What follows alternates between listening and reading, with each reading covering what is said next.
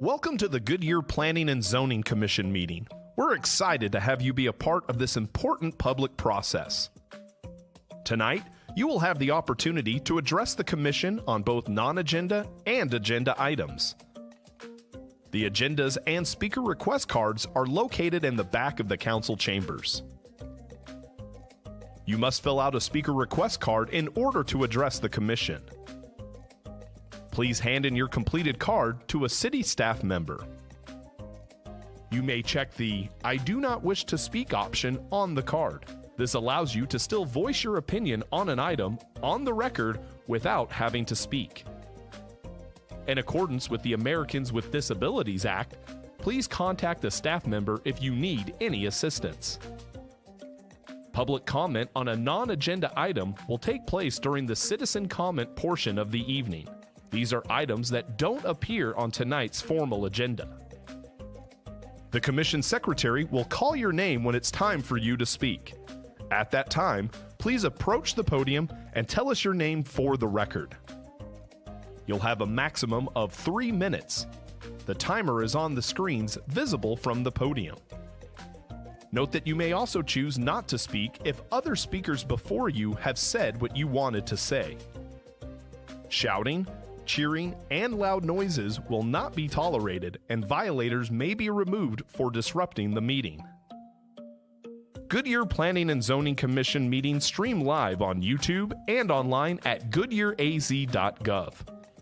Follow the city's social media pages so you don't miss out on all that's happening in Goodyear. Thank you for coming to this meeting and being an active part of your city. And remember, it's a great time to be in Goodyear.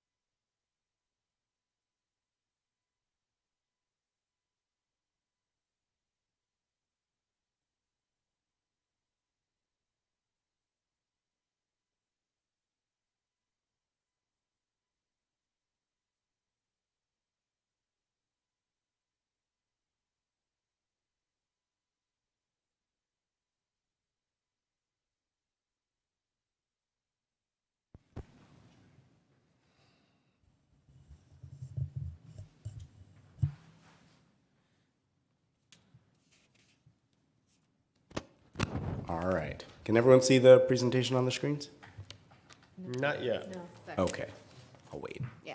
Just having some technical difficulties. Just a second. You? Comedy hour. I'm kidding.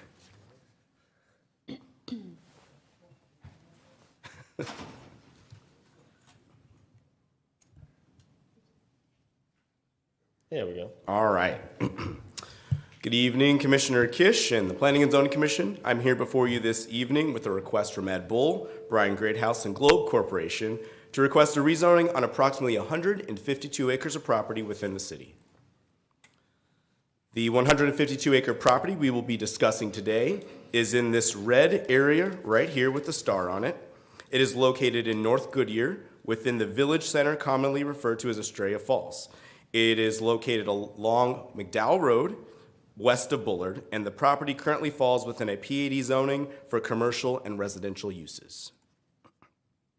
Zooming in a little bit closer, you can see that the site for this project is on both sides of McDowell Road, and it is generally located between 150th Drive right here on the west. Northwest, that's at the northwest portion of the site. It's also along the Bullard Wash on the southwest portion of the site, Bullard Avenue on the northeast portion of the site, and the Bullard Avenue hotels on the southeast portion of the site, all located north of I-10 and south of Encanto Boulevard. There are a few out parcels that will not be rezoned with this case that you can see that fall outside of the red areas. And more broadly, for those listening, it is south of Rio Paseo, it is west of Palm Valley, and it is east of City Hall right here. As it relates to the general plan use, the project falls within business and commerce area. The project is also within the transit-oriented development overlay, as well as the heart of the village center overlay. Business and commerce allows for a mix of high-density residential, retail, commercial, and employment, and the village center overlay and transit-oriented development overlays encourage walkability and higher intensities and densities. So this property is indicated with the 2 stars here. You can see it in the aerial on those stars, 2 stars there.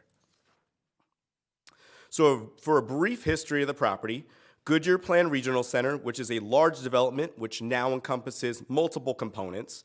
This area was originally zoned as the Goodyear Plan Regional Center, and it was part of the commercial and residential uses back in 2000.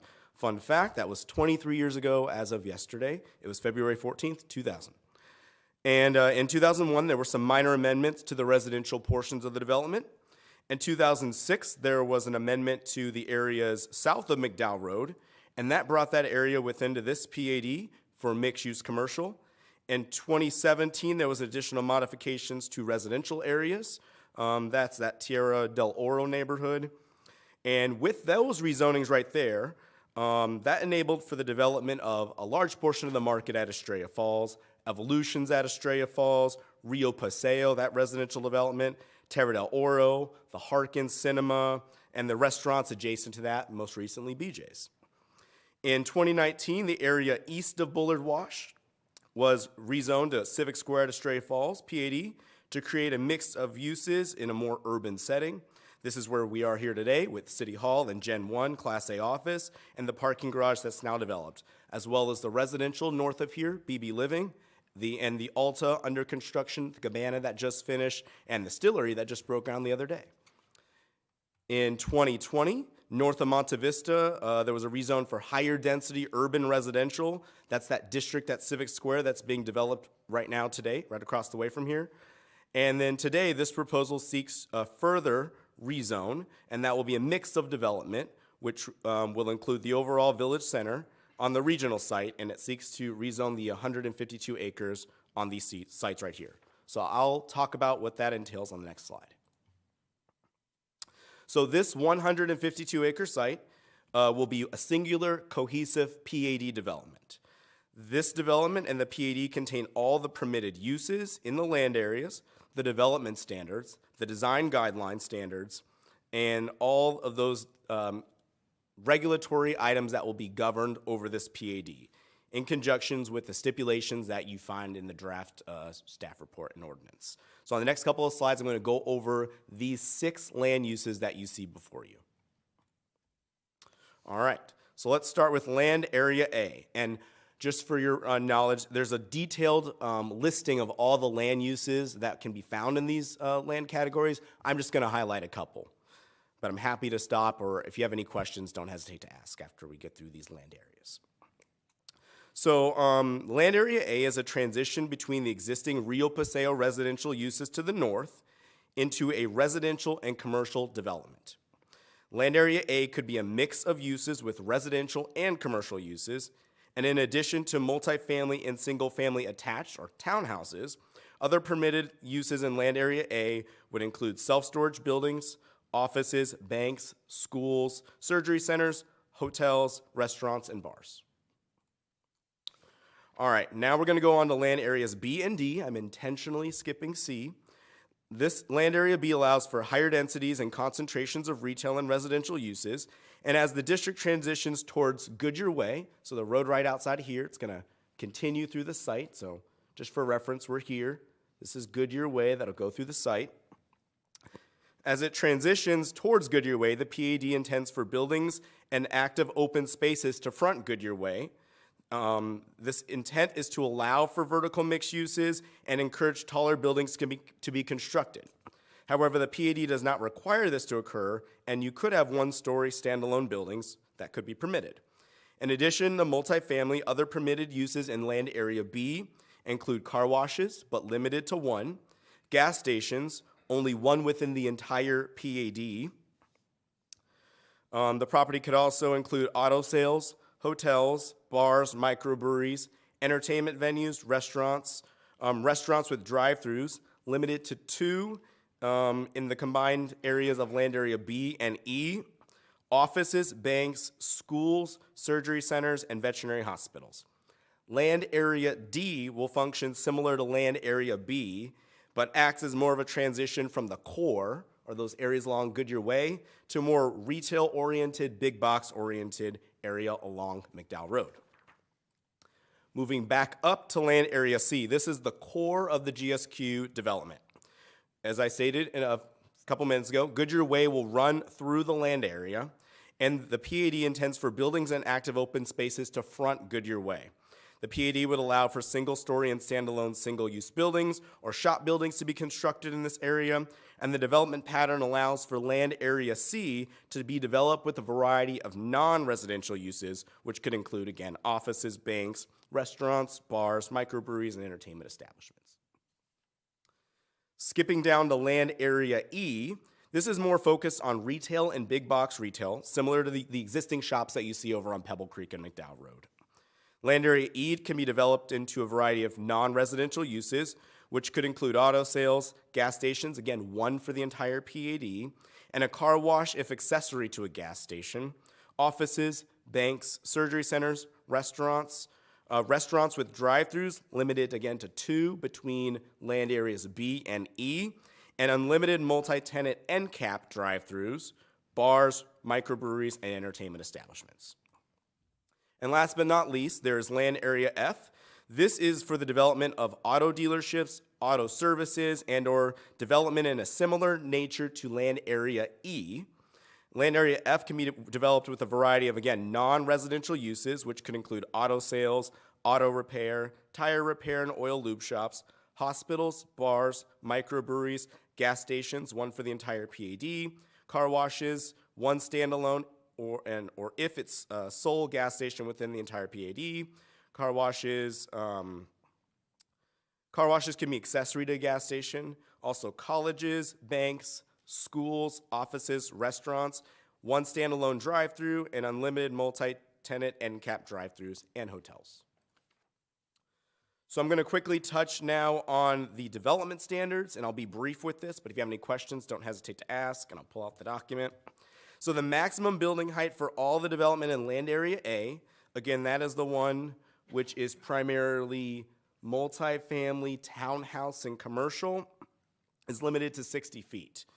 Land area A is specifically limited in height in order to act as a transition or a buffer between that higher density Rio Paseo zoning to the north, that Alta higher density to the north, as you get into the core of GSQ.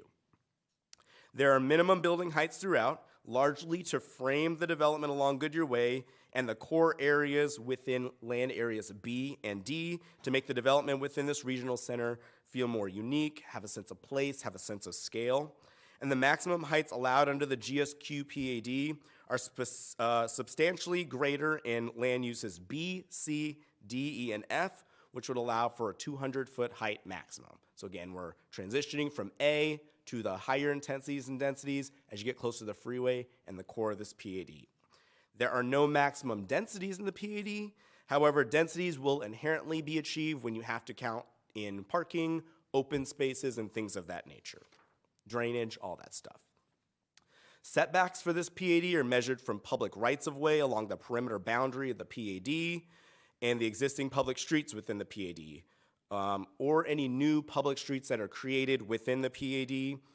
If it's a platted residential lot, the setbacks will be measured from the lot, which is typical for a platted residential development. And in reading in the zoning, you'll see that there are buffers intentionally put in to protect and act as a transition for the existing residential in Rio Paseo to the north. As a note, Palm Valley 2 residential is more than an eighth of a block away. Then you start with the multifamily and you transition into the more single-family traditional neighborhoods. Open space, I'll highlight that in land area A, each development will need 15% open space for those single-family attached, 5% for a multifamily development, or 5% of the net area coverage of that, 5% for commercial or a commercial center, and then patios for the multifamily, if that's constructed, would be 40 square foot minimum with the minimum of a 5-foot minimum setback, very typical for mixed-use centers. And there's other means to offset that if they were to do additional enhancements. Parking requirements under the GSQ PAD have been reduced, as this is desired to be a mixed-use walkable development. And again, this development is not near any traditional single-family residential, so there's not that spillover impact like a traditional commercial going in a normal development. Also point out that they can reduce parking with a parking study. All right, moving on to design standards. The development will have additional steps if this PAD is approved. Following the rezoning, they'll follow a same process that was that occurred for the Civic Square, where it goes into administrative, supplemental design guidelines. The street cross sections are laid out, street lighting, art, trash cans, all those ornate things. Those will all get hammered out if this PAD is approved with that supplemental design guideline. The PAD intends to provide connections for pedestrians and bicyclists. You can see one of those connections along the north side of Goodyear Way that continues through the property. And there's intended to be north and south and east-west pedestrian connections throughout. There will be an art trail established along Goodyear Way between 150th and Bullard Avenue, at least 3 nodes for art and enhancements. And an enhanced intersection crossing will be added at the intersection of 150th Drive and Goodyear Way, so that when people want to come from Bullard Wash through City Hall and get into GSQ, there's a decorative enhancement to get them there. And the details of that, again, will be hammered out in the supplemental design guidelines if the zoning's approved. All right. To date, the city has not received any resident opposition for this case, only general calls and inquiries. Staff has evaluated the impacts of this proposed zoning on the greater community, and with no major concerns being found, staff recommends you forward an approval recommendation to rezone this property from Goodyear Plan Regional Center Commercial PAD to the GSQ Regional PAD with the 6 land use areas, uses, and regulations subject to the stipulations in the staff report. And as a note on traffic and roadways, Virginia and Canto on the north has been built out to its full extent around the site, as has Bullard Avenue, as has McDowell Road, as has 150th. It was originally intended to service a regional mall with over 1 million square feet of retail. When you look at traffic, the peaks of the new uses and the mix of them don't equal that. The developer will, however, be doing some additional traffic study work to see if additional signals would be warranted when roadways go through, and that is stipulated in the staff report. There's also some signals out there today that are not active, which would service the site when driveways are there. And with that, the applicant is here. They don't need to give a formal presentation if not needed, and I'm happy to answer any zoning-related questions if you have any. Thank you, Christian. As always, wonderful presentation. Are there any questions for staff? No. I guess I'm curious, has there actually been interest in building a 200-foot building in that area? I've not heard any today. However, if you think about this site and it being 120 acres, that's larger than some parts of Westgate, right? And it's barely, 20 years later, Westgate now is getting entertainments for 15 feet. So this site's really being zoned to be a village center for the future. If you think about the zoning and the entitlement, it's being built so that, as it grows into itself, it can have those height allowances. I just drove by Westgate yesterday. How high are some of those buildings that they have there? Do you have any idea? That new Via Hotel's like more than 80 feet, Well, at so least, it's yeah, pretty I was tall. going to say 100, but Yeah.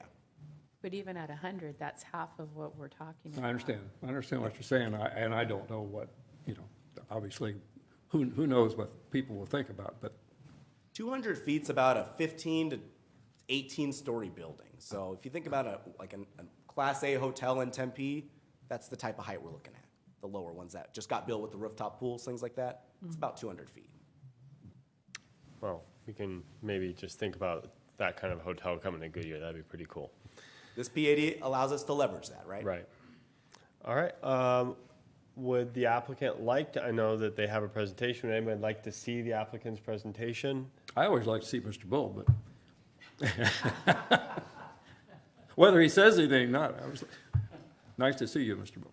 Ed Bull, 1850 North Central. As usual, I agree with everything Christian says. As usual, I can't think of a thing to add to his presentation. We've reviewed the staff report. We've reviewed the proposed stipulations.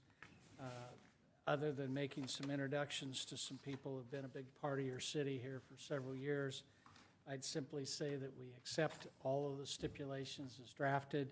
We request your approval in accordance with staff's recommendation to you. If you'd like to hear more from George Getz of Globe, he's here. If you'd like to hear more from Scott Wagner with Red, or from our architect, George Malera for Nelson, or the real brains of the operation is Ali Bull, who had to arm wrestle with Christopher and Christian for the last 6 or 8 months. But between the group of us, if you have questions, we'll try to answer them. Otherwise, we're good and request your approval. Thank you, Ed. Are there any questions? All right. We'll let you save all your stuff with the city council. Your I good hope stuff. to be even more brief there. All right. With that, are there any speaker cards? Okay. Is there anyone in the audience that would like to speak on this topic? Please come up. If you would just grab a speaker card and we can put that into the notes. All right, thank you. I apologize for not doing so. My name is Mark Pelletier, 15742 West Fairmount Avenue here in Goodyear. I will be brief. 2 things. One, I would like to again, as when this other topic came up, congratulate and thank the Globe Corporation and the Getz family for stepping up and making this happen in Goodyear. I'd just like to express one concern, I guess, and I realize you're not talking about approving any specific of the things that would fit in here. The concern I have is the setback, and particularly on Goodyear Way. This development is being talked about as, totally new, totally unique, a pedestrian experience. I totally dislike the district project, which is currently under construction, currently I'd say a 70 to 80 foot building at a 0-foot lot line.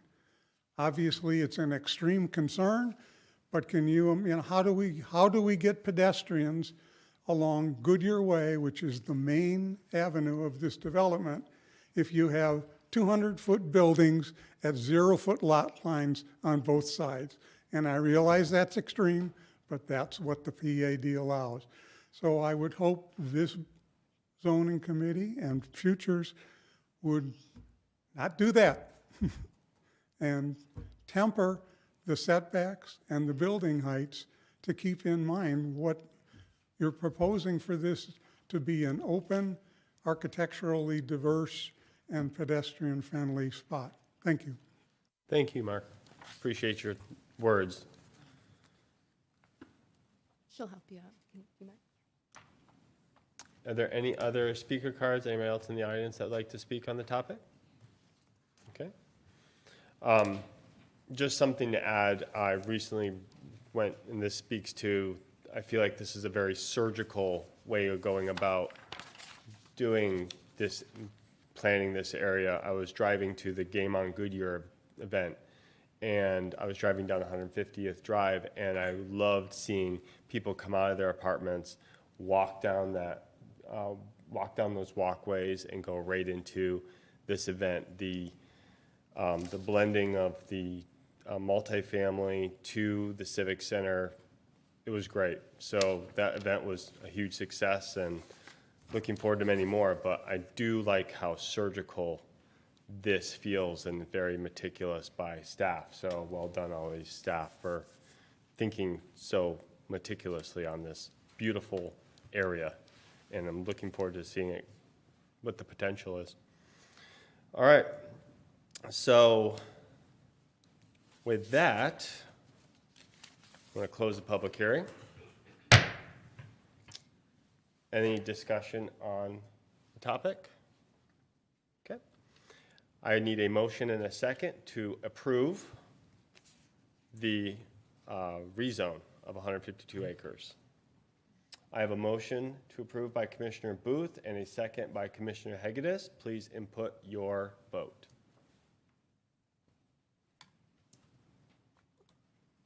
Motion passes. Thank you.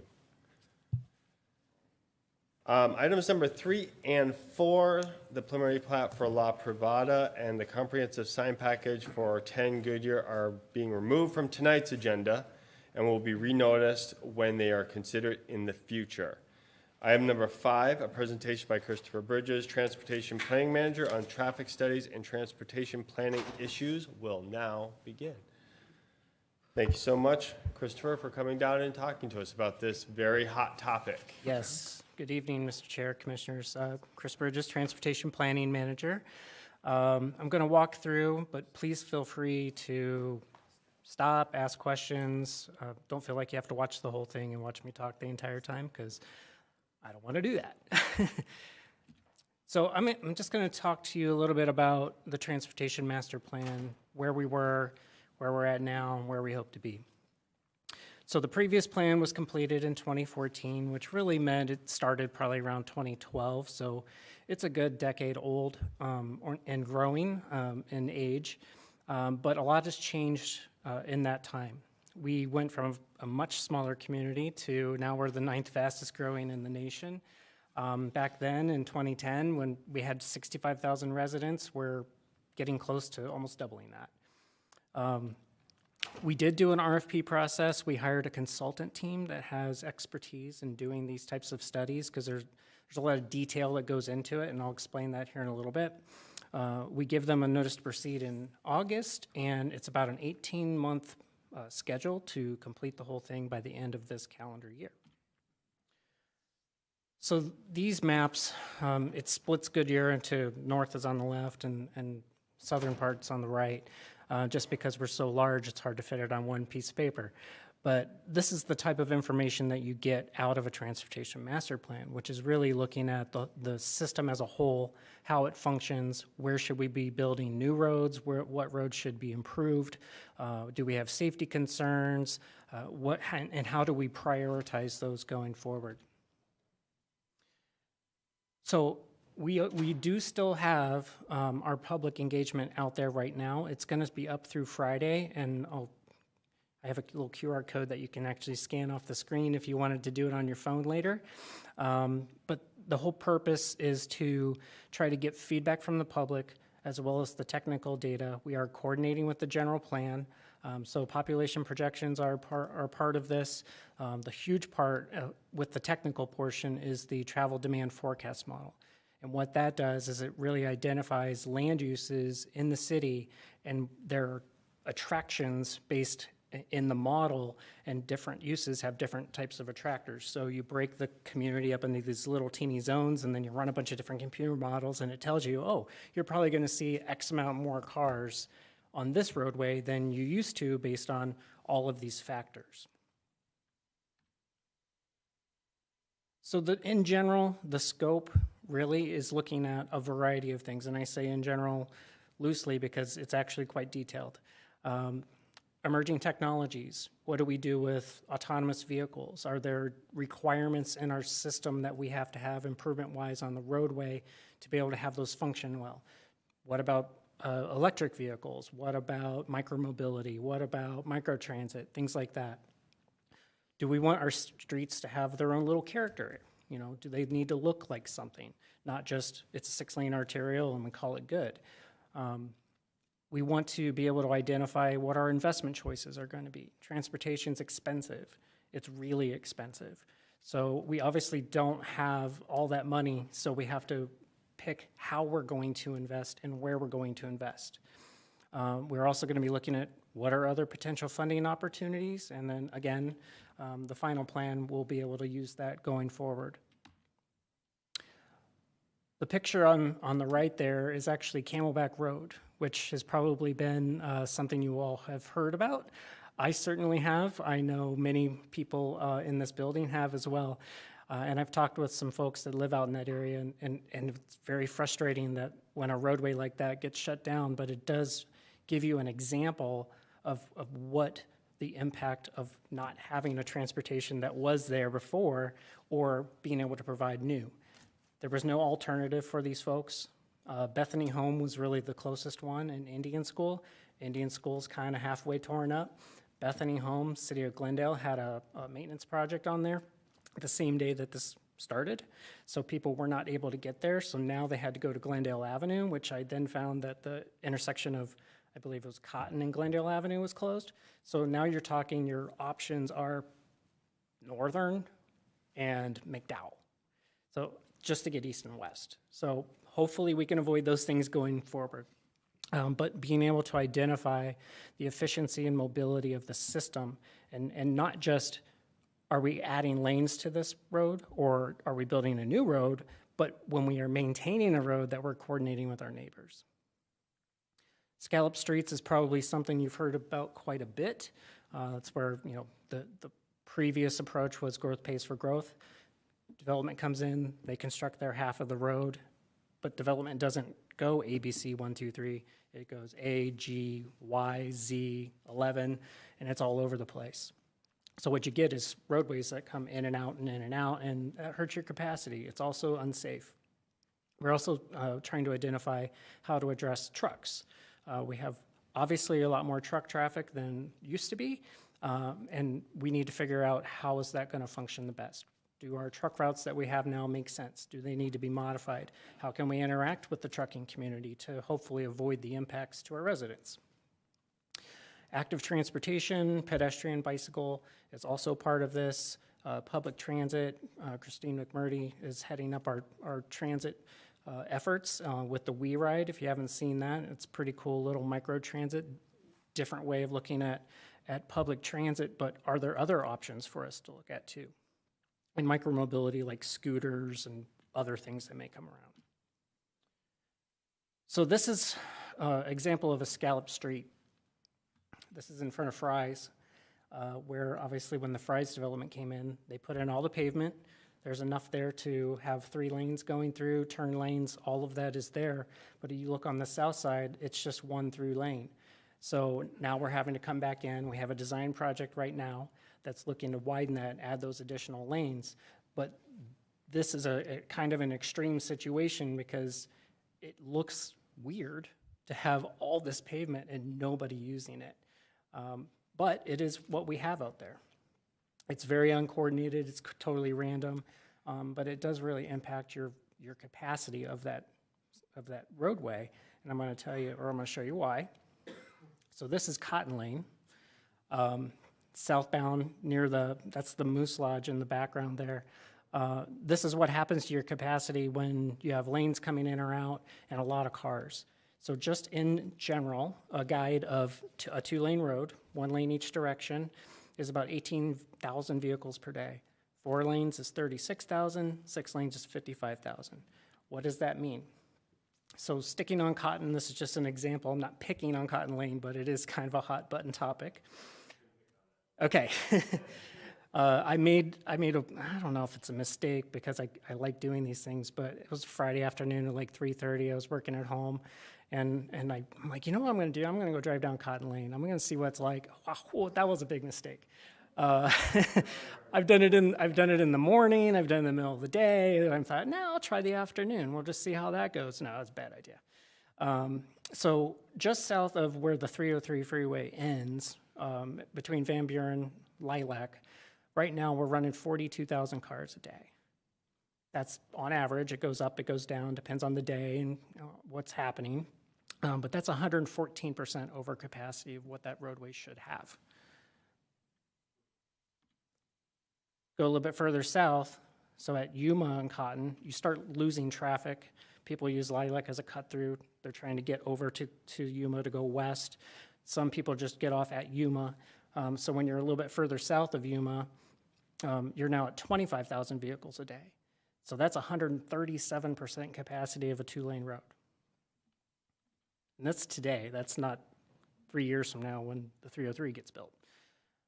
So you keep going further south, down past Lower Buckeye, you're at 19,000 vehicles, which sounds a lot better, but that's still over capacity. So this is the reason that I either get phone calls or it comes up in a council meeting, and randomly one of the council members will point at me in the audience and be like, we got to do something about cotton. So we are doing something about it. We're trying to, but this plan will help us come up with a way to hopefully the whole road make some better decisions in the short term until the freeway actually gets built. So this was Indian School Road, west of the 303, on a Wednesday, or was it Wednesday? At 3:30. I happened to be at an event with the mayor that he was speaking at. And that was one of his phone friends, so it was Christopher Baker. And I got this sent to us from our traffic center, and they said, hey, check this out. This is what happens on Indian School when you close Camelback. It's a big impact. But thinking in the terms of that capacity, we basically took 15,000 to 16,000 cars off of Camelback and put them on the Indian School, which already had their own 15,000, 16,000 cars. And this just goes to demonstrate a little bit further that, hey, there is a limit to the amount of vehicles you can have on there. People have to stop at stop signs. They have to stop at traffic signals. This is, unfortunately, what happens. Oops. So I originally did this presentation to the Citizen Bond Committee, and I felt a lot of the same information would be helpful for you all. That's why I went through the capacity and just trying to lay the groundwork there. But our current CIP has about $225 million of roadway projects in it. That could be traffic signals, it could be intelligent transportation systems, it could be turn lanes, it could be whatever. We have also currently planned out in those beyond 5 years, another $250 million. So we don't have that kind of revenue to be able to say, well, $500 million, we're just gonna bust it out. So we do need to pick which ones are the most important and it's gonna be the most impactful to improve transportation on a variety of levels in the entire city. And that's what this plan is going to do. I will say that when I spoke to the bond committee, I said, hey, if I had $1 billion, that would be awesome. And Doug, our finance director, had a mini heart attack, which I did not mean to give him, but you can see it on his face. He's like, $1 billion. I'm like, well, this is sort of a reality. If you want everything fixed, it's going to cost a lot of money. So just to give you an example of why do these things cost so much. This is a general and it could go a variety of ways depending upon what the requirements are of a development and access and all those things. So generally, new construction of a 6-lane arterial with a median and a bike lane is going to cost you about $12 million a mile. That's just the construction. That doesn't include all the other things that go into that. You need to design it. That's generally 10% of what your construction is, generally. Right-of-way also varies, but that can be very expensive as well. You can kind of rough guide what's going to be about half of what your construction costs are.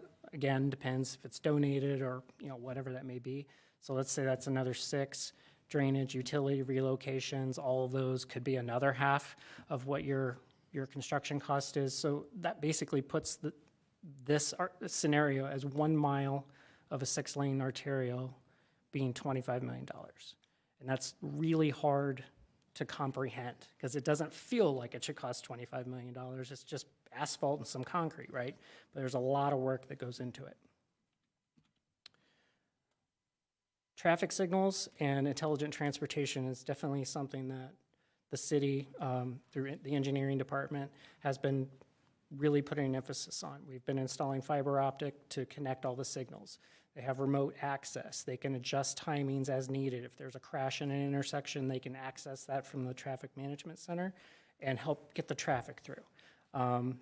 There's a variety of ways that you can do this, but in general, and I actually should probably bump this number up, but if you look at the 8 traffic signals that we have in the CIP now, the cheapest one is $1.2 million. It can be as much as 1.8, depends what you have to do. All those other factors come into it. So costs are definitely not coming down. They might flatten, but they're gonna keep going up. Yes? Do you have any idea how much an intersection of traffic signals uses a year in electricity, cost-wise? That I do not know. Okay. But I can find out. I'll talk about it later when I have my turn, but. Sure, no But problem. that's why I just want to ask that question. Yep. So basically done here. We get our public feedback now. We're going to finish up running the traffic demand model. Once we have the traffic demand model, we'll be able to have some draft information and then be able to go and give updates to the council and hopefully go back out to the public again and then wrap the whole thing up, like I said, by the end of the year and have that prioritized plan to move forward because it's important. We're also anticipating doing this every 5 years rather than every 10. For all those reasons that I stated before, things change rapidly, especially in land use and transportation, even though when I say rapidly, I'm like talking geologic pace, like 25 years for me is like, that's not bad. But it does go quick.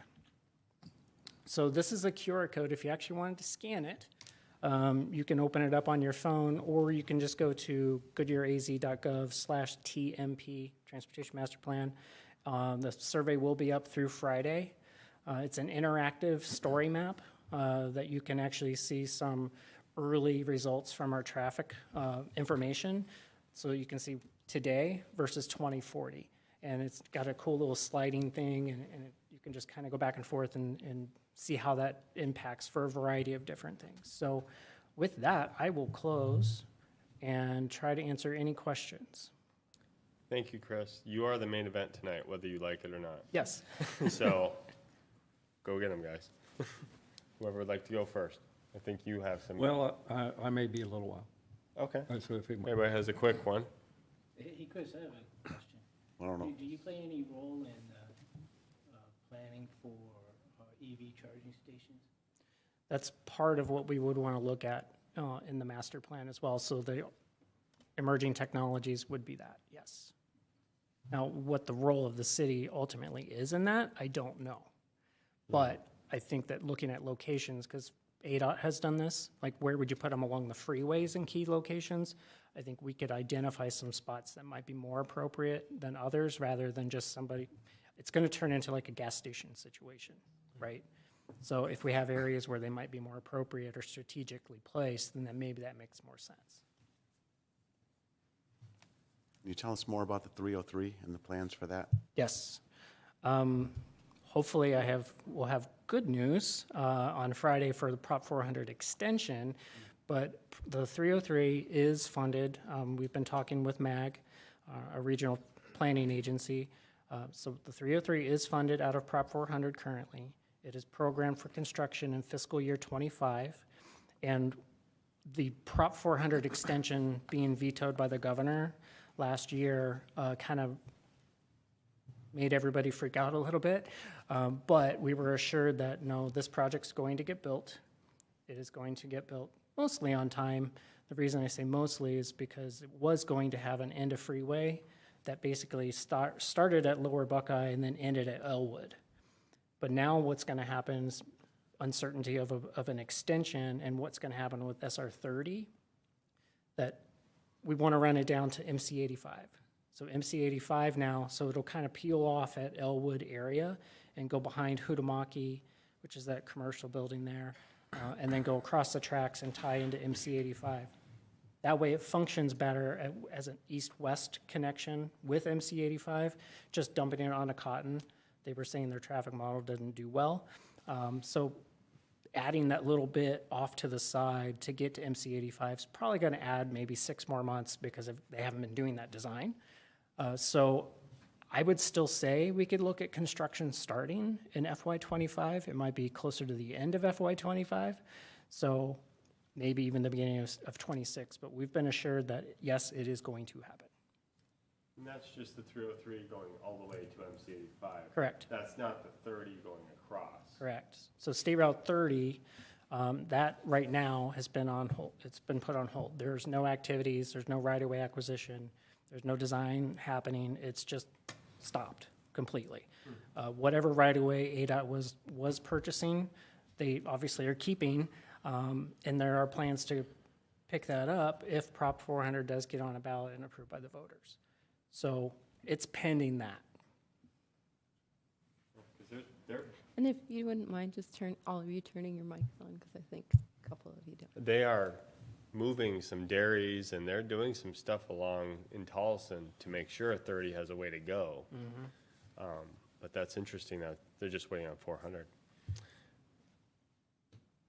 think you're up. Anybody else? Hi.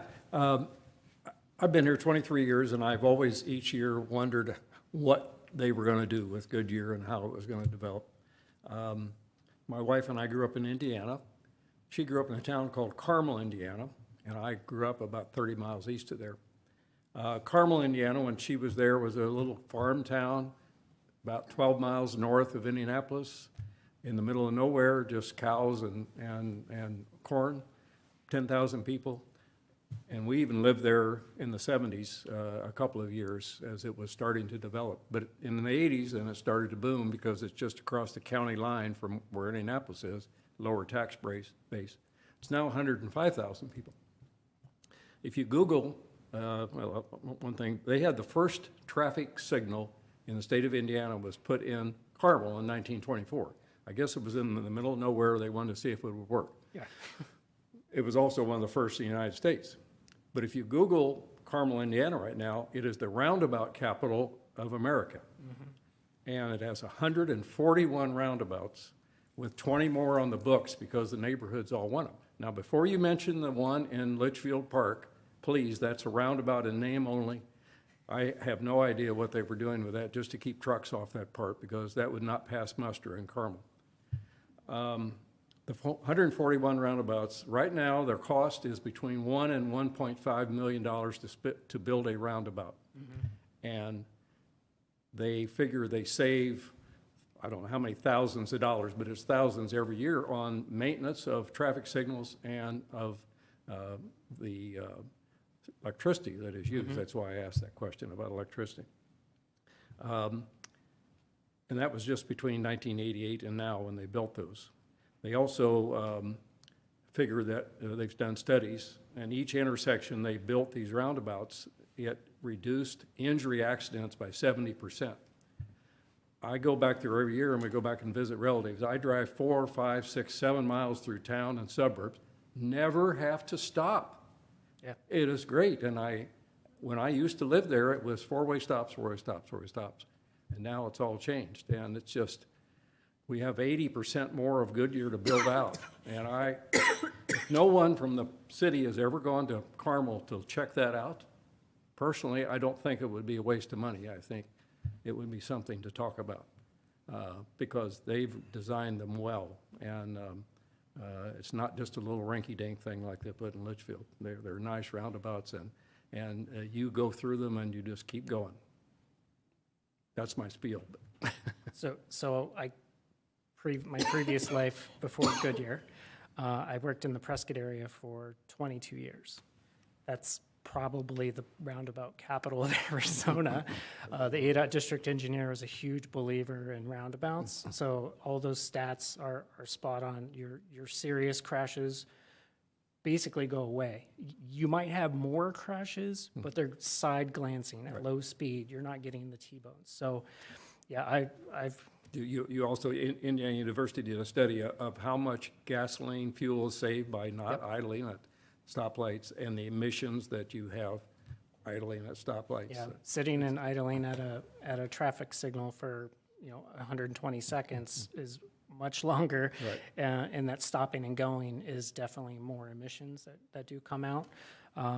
But yeah, I would rather personally slow down for like a second or two and then go right through, or not have to slow down at all, just to get through the intersection and not have to stop. But, Now, I've see. gone before the city council because I ran for city council. I was up for election, not election, but appointment to a seat twice. And when they asked me questions, I opened my mouth and I started talking about roundabouts. I could see the eyes rolling. Bill Stipp, I love that guy, but I thought he was going to have an aneurysm with his eyes going back. So I shouldn't have said that. Probably cost me. But anyway, I just think they're great, and I think we have an opportunity that you could do something with it. yeah, it is probably one of the most contentious discussions you can have. Right. That it took 15 years after the first roundabout in the Prescott area before it really settled down, but you still would hear, oh, people are dying in the roundabout all the time because I hear the fire trucks go through there. Well, it's on Highway 89, so it's a major route to get to people if they're in an emergency, so that's why they're driving through there. It's not because people are dying in the roundabout. But I definitely understand that. Is it the teaching and the message that doesn't get across? Or is it, like, what if these numbers, I'm just hearing this, and we have this traffic and more traffic coming, what is the contention about roundabouts besides they're different? I'm from the East Coast, and they use them a lot in New York. Right. But, and we have one in Estrella that works great. But, I mean, what is the fear or anxiety? I haven't heard the same. It's largely because it's different. Just because it's different. Yeah. Yeah, and if you look, there's some more burgeoning suburbs there. Noblesville, Indiana is growing now. They're starting to use roundabouts. A lot of there in central Indiana are they have over 200 roundabouts in that section of Indiana. And there are situations where a roundabout maybe doesn't function the best, and a signal does. Yeah. But, you have to take those each individually. The one that works great in Prescott happens to be the first one because the eastern leg of it goes into Watson Lake. The only time that roundabout really fails is when there's a big event at Watson Lake and people are trying to leave at the same time as people are going on the main highway. So you really had three legs, predominant north-south movement. The west leg was busy but not amazing, and nobody using the right. So it's kind of like the one in Estrella where it's a three-legged one. Yeah. So it does function well. If Cotton continues south from there, which is a longer-term plan and possible, that roundabout may start to fail because it's the one point you have to go through. So we'll have to keep an eye on that and see where it goes. It is planned for at some point in the future to be a signal.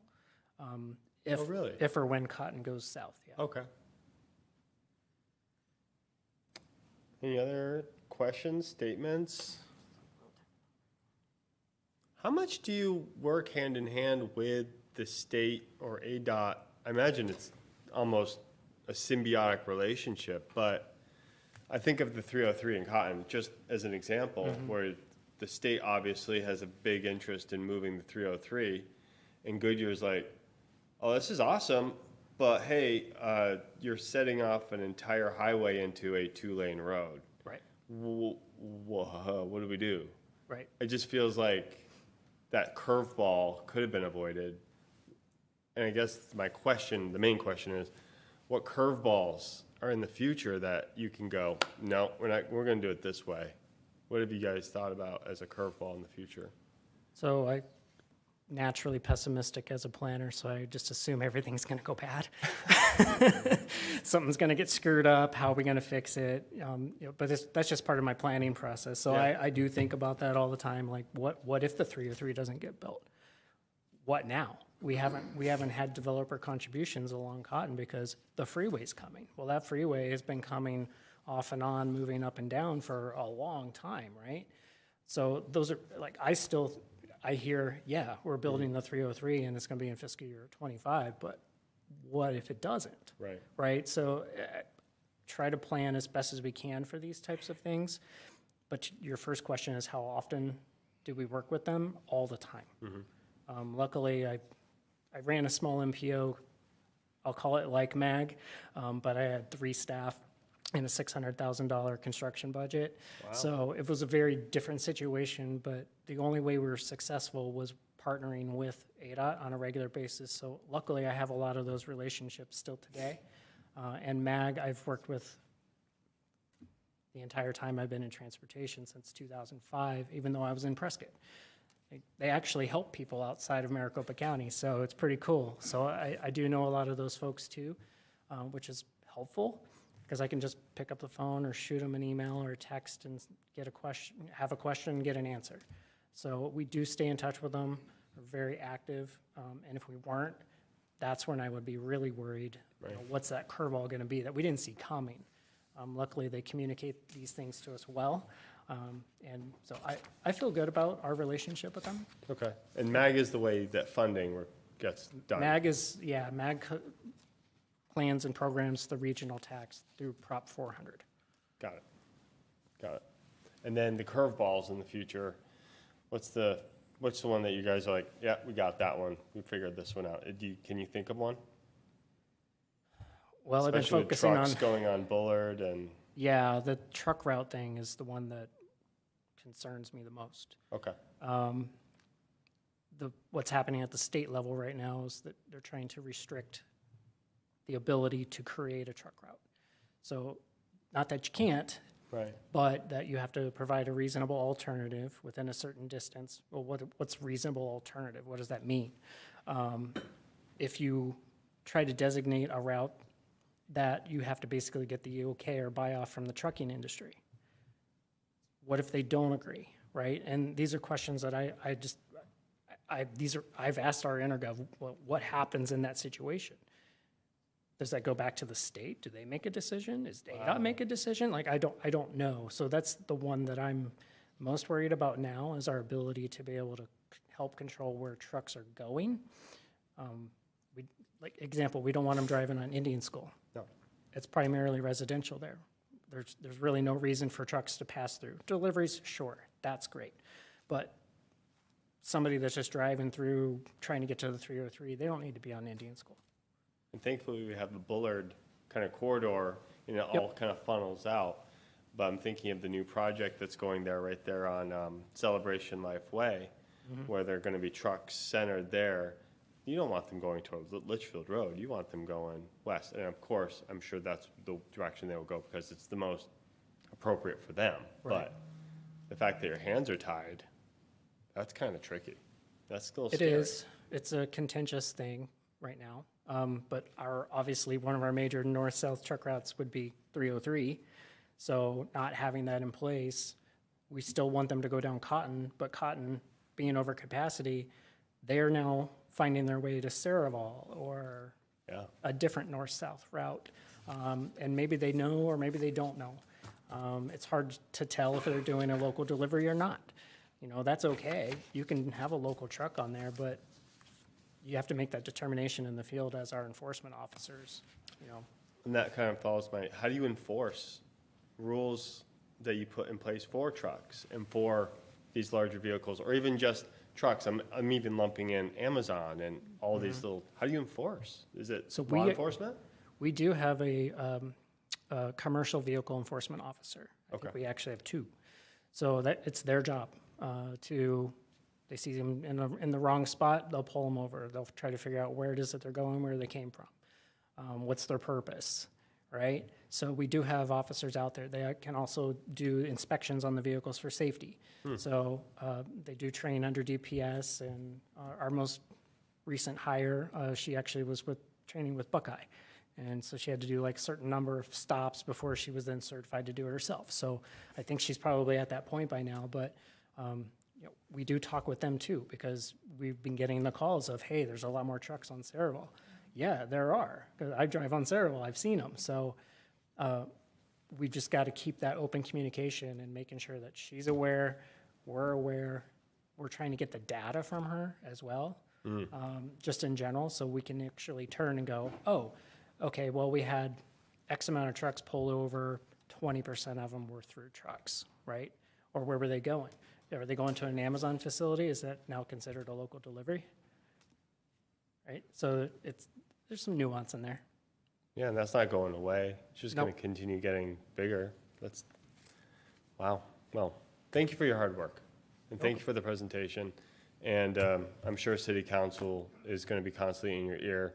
But I mean, this type of presentation, I'm sure, are you giving this type of presentation to them as well, or? Oh, they talk to me all the time. I'm sure. I'm sure. Especially when they're sending you pictures of roads. and Yes. Check this out. Correct. Are there any other questions, concerns? Thank you. Great, thank you From very all much. of us, thank you. All right. Item number 6, Chris Baker on Ballpark Village.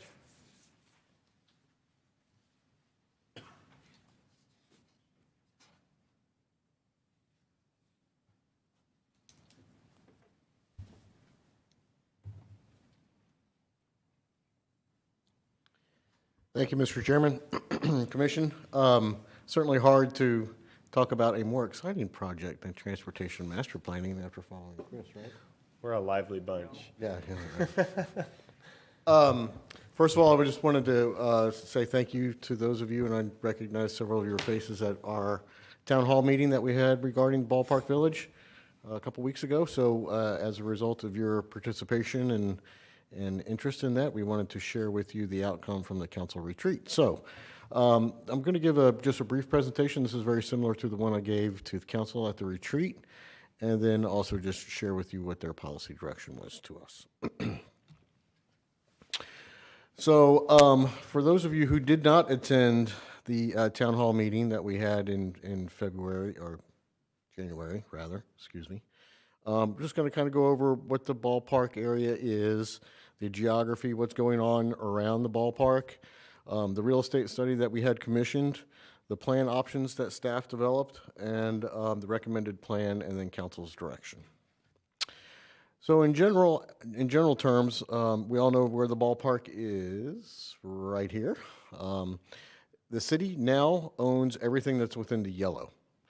In 2021, council authorized the acquisition of purchasing these 3 parcels that were in red, or that are in red, excuse me, right here.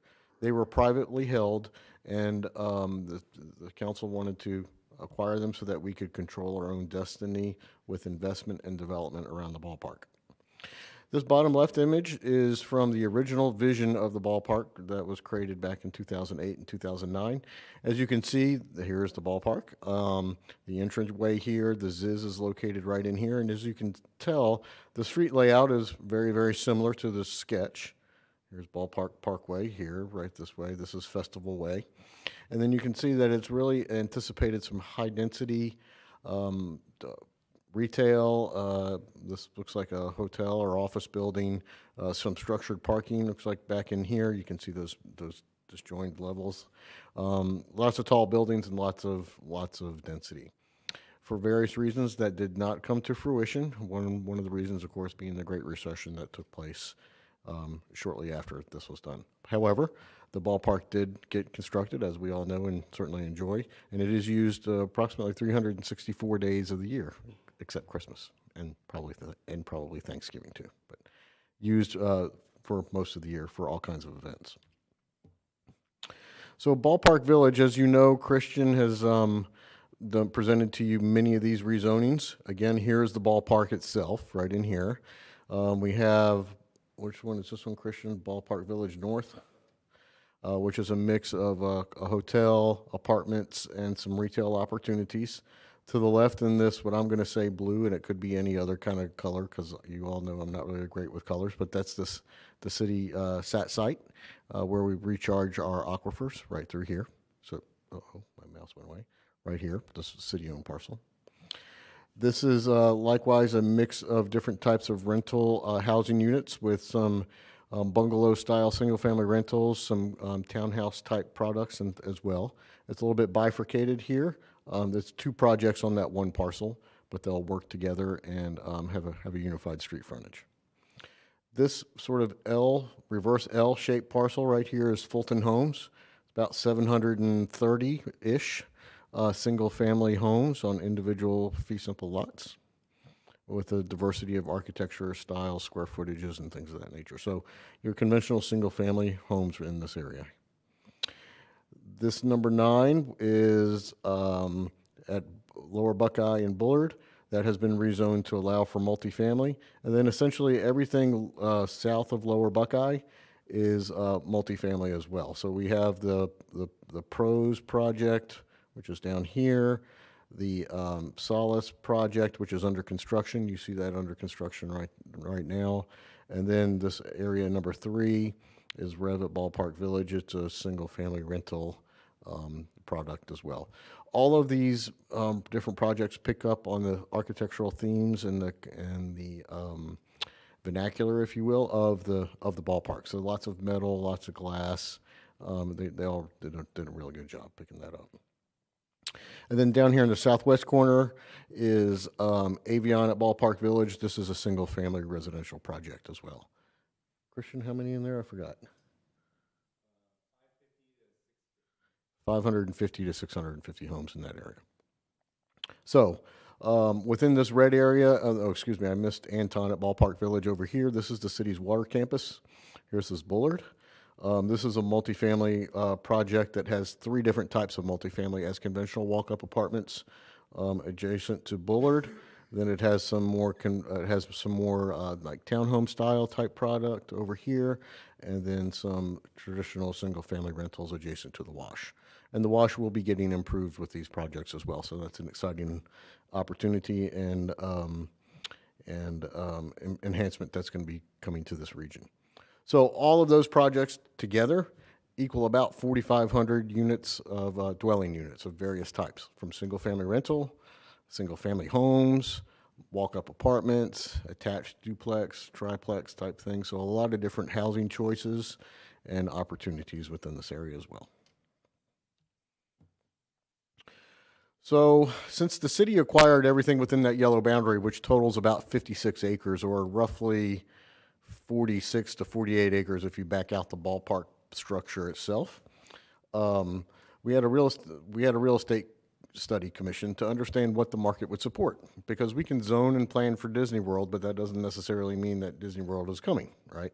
What we wanted to do was zone and plan in anticipation of what would be realistic. Now, we're also, as planners in the city, we're also aspirational because we want to achieve better things, but at the same point in time, temper that with some degree of reality so that we can overpromise and over-deliver. How about that? Both of those.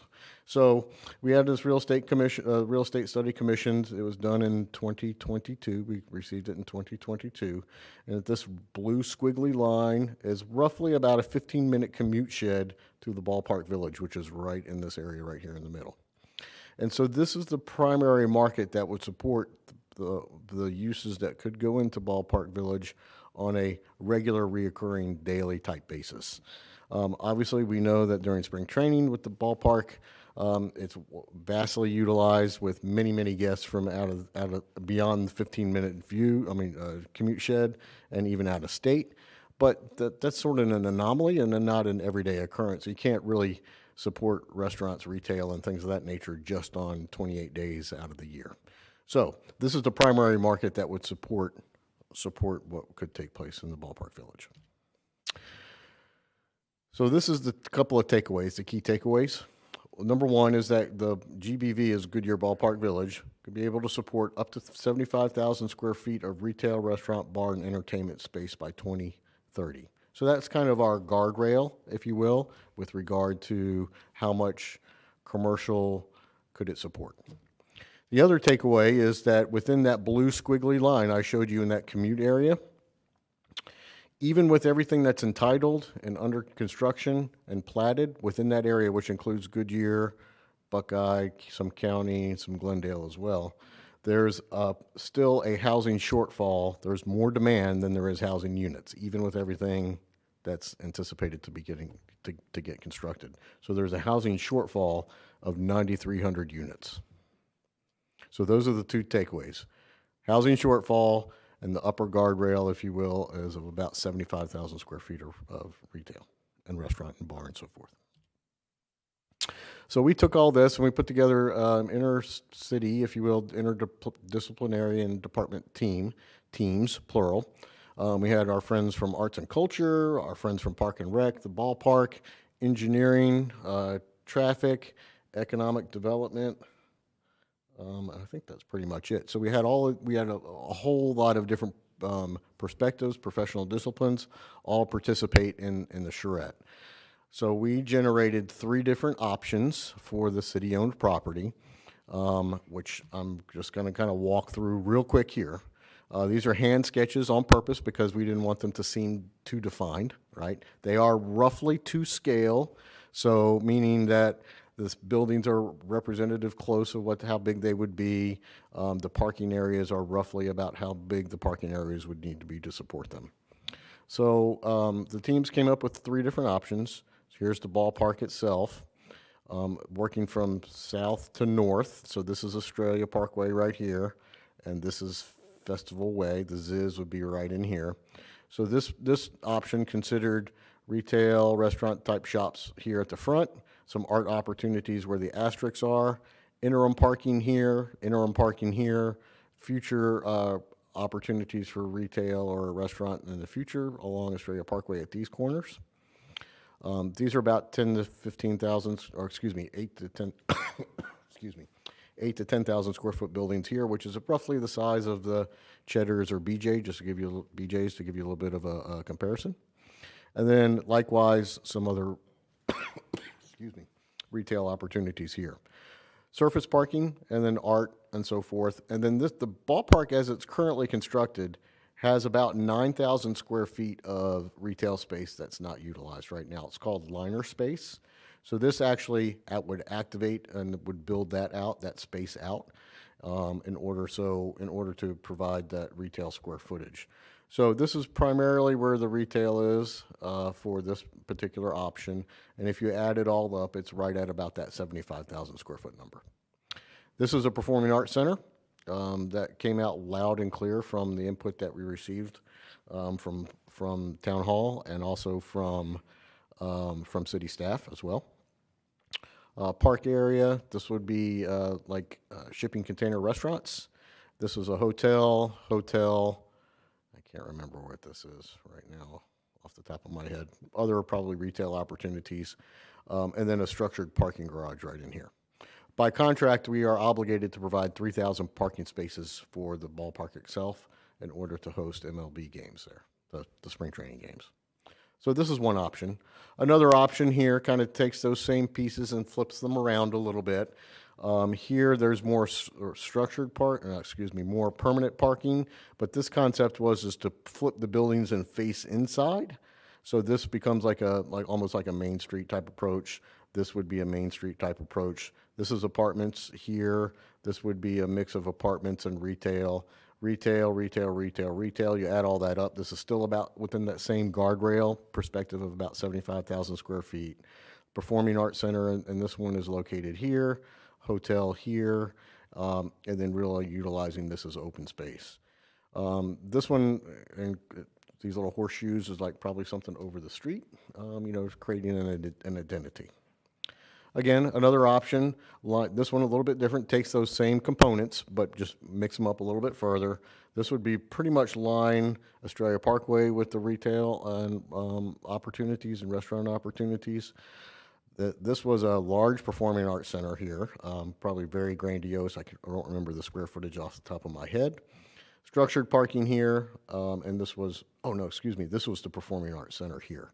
And then a very large water feature, kind of make the performing arts center the heart of this and set it almost in a park-like atmosphere, if you can think of it like that. So 3 very distinct plan options, all again based in reality of the recommendations of the market study. So we presented these to We had a town hall meeting in January at the GRC, and we had about 50 people in person and about 20-ish online. I know many of you were there, and we had the ability to vote on our phone. Christian did, and Alyssa, thank you, did some really great work in finding a way to put people participate electronically, sort of anonymously, so we could get unfiltered data.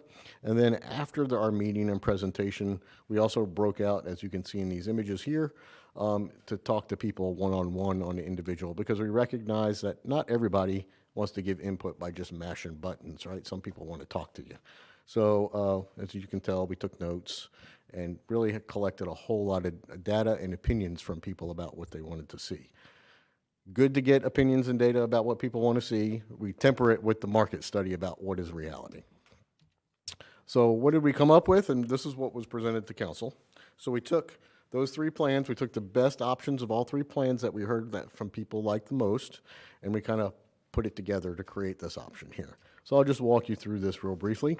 One of the things we heard is that people really appreciate the architecture of the ballpark and didn't want to cover it up with buildings. So that being said, that's what you see these red lines for. These are lines of sight. So if you're going north on Australia Parkway, again, north is up, or excuse me, north is to the left on this image, excuse me. You would still have the really strong view to the Ziz and to the plaza there in front of where the gate is for the ballpark. Likewise, you can also would have a very strong view shed into the Ziz and so forth for southbound Australia Parkway traffic as well. People really love the thing over the street, whatever that may end up being. So we incorporated that. We heard that everybody was really excited. Most everybody was super excited about that. So we incorporated that. And you can see here, these are retail restaurant buildings with outdoor plazas and patios. And then would be almost like a green space lawn type, where these could spill out and have any particular special events that they wanted to out into the lawn area. But we have to separate those buildings to create that view shed into the ballpark itself. Parking, future opportunities here.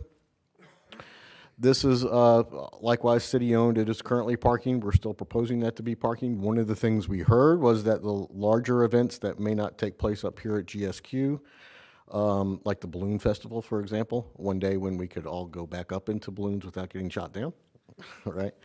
That the parking could take place right there. Those large events like that could take place there. This is the ballpark itself. So again, utilizing the existing investment that's already been made, activating these liner spaces. The Performing Arts Center would be located right here, adjacent to a park with or small park with an art feature here. People really were very excited about the potential of pop-up restaurants and containerized restaurants, so we included that right in this option here. Hotel on this side of the ballpark. It can't be right up next to the ballpark because of security concerns, so it does have to be pushed away a little bit, so we recognize that. One of the other things we heard from the public was don't forget to have an opportunity for our pets. So people staying at the hotels. So this is a kind of a small scale, I don't want to call it a dog park, but a small area where you could bring your pets. If you're out and about enjoying the ballpark or some event down there, you can at least take your pet here as well. This would be multifamily. So these buildings as drawn are about the size of the ones that are under construction right now on Australia Parkway. Internalized parking. This is about a 1,200 space parking garage, so it's a little bit larger than the existing parking garage behind the Gen 1 office building right across the way here from City Hall. And then the blue dots just represent opportunities for pedestrian connectivities and doing some funky things with art and so forth.